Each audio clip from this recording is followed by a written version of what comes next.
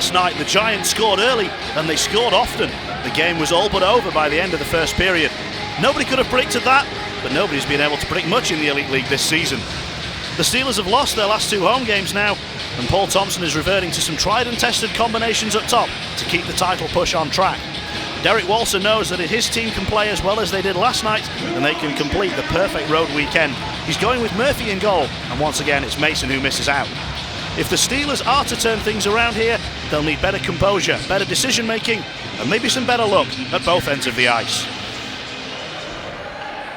Once again the battle resumes in that far corner. Oh, and the pass came out, and it was a shot that just popped up, and Mustakovs had to react and swing the glove around like a windmill. Steelers centre it across, and the back checking and recovery from Vandermeer knocks it away from danger.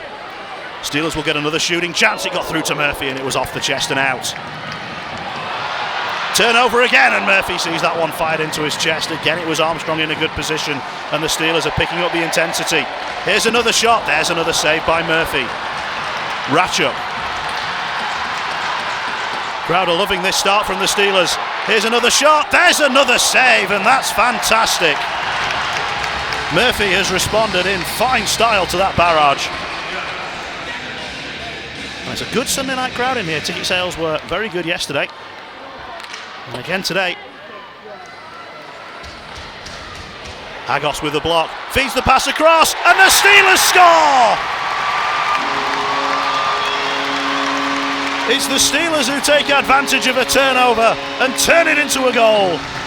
Yeah, you look at Haggis behind the net, he knocks the pass down, but give credit to is that Ferraro in front of the net. He goes from forehand to backhand to forehand and sort of makes Murphy move a little bit left and right. Here comes Rutherford, scorer of 2 power play goals last night. Still Rutherford, trying to get it back to Martinelli. The puck has crossed the line.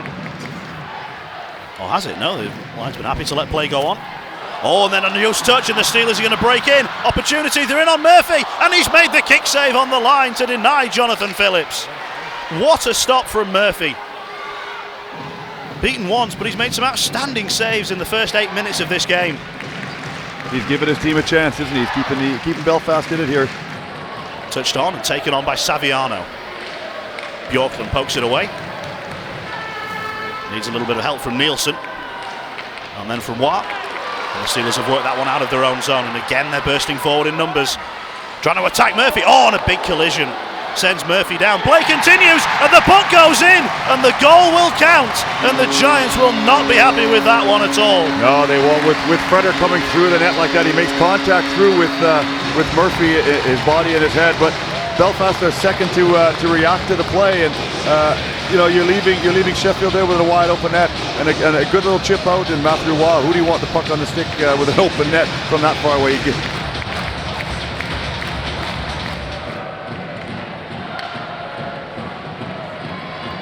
They've got penalty killing work to do now. Shields with the shot, and it's there! So deadly for so many years. And he's got the Giants on the scoreboard in this one. And another little set play. If you watch what happens here, it's a little give and go, and I can't see who drives through the net, and Shields actually steps back out into the high slot that was vacated, and he puts the puck through the net. And like you said, he scored a lot of goals over the years in the leagues and that, and at GB level. So you know he's a dangerous guy, and you know he's going to play on a power play because he can finish it. Not quite the same tempo in the second period as we saw in the first. Oh, pass from Coyle was a really bad giveaway. Coyle's trying to recover. The shot on the spin goes wide. Yeah, he just tried to make the pass up the middle of the ice, and it just got cut off. He didn't see the Belfast player coming in to take that position away from him. Vandermeer's shot cleared away. There's a follow-up chance, and it's been put home by Riley. And the Steelers have played themselves into trouble again.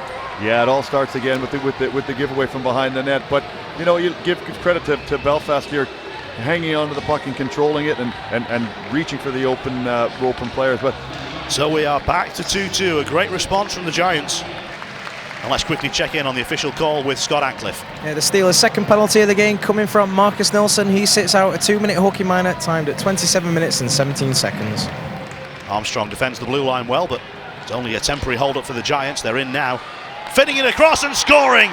Steelers exposed, and Rutherford makes them pay. 3 power play goals on the weekend.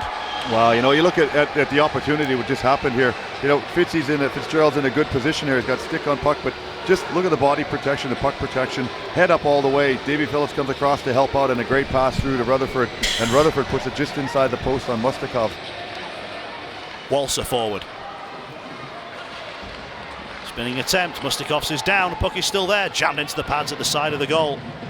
Agos takes his man to the wall, but it's still Giants possession. Saviano twisting and turning. Long shot from Walser, it goes high and crashes off the glass. Nickerson steps forward, and now here's Desbiens trying to take it on. Barreling his way through, beats the offside, shoots from a bad angle, and the shot was off target. Another shot comes through and goes behind the goal. Desbiens banks it off the side of the net. Then the shot into traffic is saved once, it comes through, and it's blocked by a few in front. Walser doesn't get it clear all the way. Shot into traffic, opportunity, Nelson! Well, some fantastic pressure by Belfast in the other end, holding possession of the puck, and Sheffield come down and get maybe the lucky goal that they want. Some great work in front of the net by Desbiens and Nielsen in front, and then a falling down man puts it up over the top of Murphy, who's sprawled out and can't control the top part of the net. Shot from the blue line is blocked, cleared out of the zone by Saviano. It's been mostly Steelers in the last few minutes of this game, buoyed by those penalties. And of course that equalising goal. And you know the Giants have got offensive talent, and the Steelers have played themselves into all sorts of trouble. What a disaster for the Steelers, and the Giants make them pay. Well, they just get themselves back in the game here, and then a silly little play back to the front of the net with Coyle not being able to handle it, and then Belfast again, 3 players around the puck and around the net, and the opportunity presents itself, and it's in the back of the net in a hurry. Oh my goodness, what a moment for these Giants supporters. A goal out of nothing. O'Connor, one for Nelson to chase. Yes, past Martinelli, the Steelers will try and get onto it in the corner. Digging away at it is Valdix, also Saviano, and it's the Belfast 12 who comes away from it. And still he skates, trying to move inside. Nelson is there covering. Drop pass only goes to Desmarais. Side of the goal, put in! The Giants have gone 5-3 up, and that might be enough. Again, it's a goal out of just about nothing. A 2-on-3 on a breakout, and I think it's Levi Nelson guilty of giving the puck away again here. And like you said, it's Sheffield that are shooting themselves in the foot. Steelers looking to set up some late drama. Back to even strength. Here's Armstrong. Tried the backhand shot. It was blocked by the skates of Foster. Oh, then a penalty. O'Connor was taken down. 1:21. And I get the sense we're going to get some 6-on-4 here. Steelers need a face-off win. And they get it. And they'll get the play set up. 6-on-4. Remember, they need 2. Armstrong hits it. Murphy saves it. Cleared away by Martinelli. It won't get out of the zone. Armstrong makes sure of that. Hagos is trying to be the screen. War sets up in the slot. O'Connor fires one, kick save, knocked in! Hagos has got the goal, and there's 57 seconds left for the Steelers to save themselves. Yeah, it's a little bit of life, but you can see the battle going on in front of the net between Martinelli and Hagos all the way through there, trying to get sticks in position. Murphy doesn't know where this is, and Hagos actually takes it straight out of the air, a belt high goal. So fantastic hand-eye coordination by Yard to get the puck into the back of the net on a bit of a rebound that Murphy's finally given up for the whole night. It looks as though the Giants are going to get across the line and are going to take a 4-point weekend. They win the face-off, they win the game, and they take a couple of huge steps this weekend towards the Elite League title.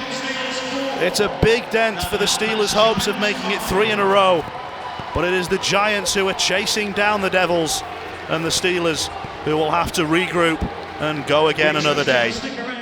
So I'm joined by Colton Fretter. Obviously not the scoreline we're looking for, Colton, but can you talk us through that game? Definitely not. It's hard. It's a tough weekend. We needed some points there. We dug ourselves a big hole. That game, all weekend. I think we just gave up too much defensively, too much easy stuff for them, odd man rushes that we normally don't give up, just little breakdowns defensively. I mean, it only takes one breakdown to cause a goal, and they just capitalized on all of them, and we can't afford to do that. We shouldn't be able to score 4 goals and lose a game, I don't think, so it's frustrating. So we got a weekend coming up against Dundee and then away in Coventry. How important are those games now? Doesn't matter who you're playing. Every game's important. As soon as we step on the ice, we need to get 2 points from here on in. So what do you feel Paul Thompson's message will be going into those games next weekend? I think we'll do some video and just come back to watching our defense. Like I said, we gave up too much defensively, just little breakdowns that cost us this weekend, and we'll take a look at it and come back stronger. Paul, you asked for a bounce back. You got it in the first period, but then it kind of simply fell away in the second and third. Not good enough, David. It's not good enough. I mean, yeah, they're a good enough team as it is, and they're a super skilled, probably the most skilled team in the league. And I think we gave them 7 goals over the weekend, 7 out of the 10. That they must be licking their lips in there, thinking, "Thank God for that." You know, I mean, they're a hard enough team to beat as it is. But yesterday, you know, we just didn't manage the puck well. And today, we bring it back to 3-3, and great first period, like you say. We get 2-0 up, and then we take an offensive zone penalty. They come back, they score on a power play, hits a couple of sticks, ricochets over Moose's shoulder. And then I can just feel it changing again, the momentum changing again. And in the second period, I mean, you know, to give up the 2 goals the way we did. I mean, our D-zone coverage on the second goal was just shocking, just guys chasing the puck and not playing the position or playing their men. And then to give up a 2-on-1 on the rush on the PK is when you've got 3 guys back there and everyone's gravitating to the puck. It's not good enough. You know, but we somehow managed to get ourselves back into a 3-3 game, and then, I mean, unrecognisable. I don't recognise the actions of some of the players have made over this weekend, and that's resulted in us coming away with nothing.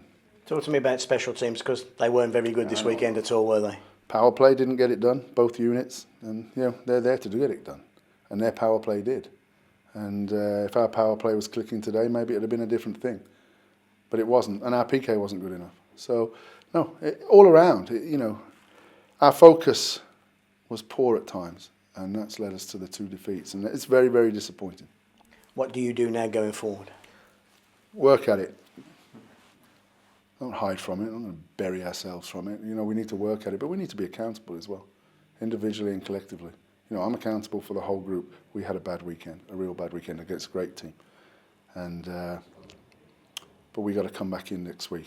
And we've got to get a lot better than we were this week. You tried to mix it up on Saturday to get certain guys going. You went back to the old tried and trusted way today.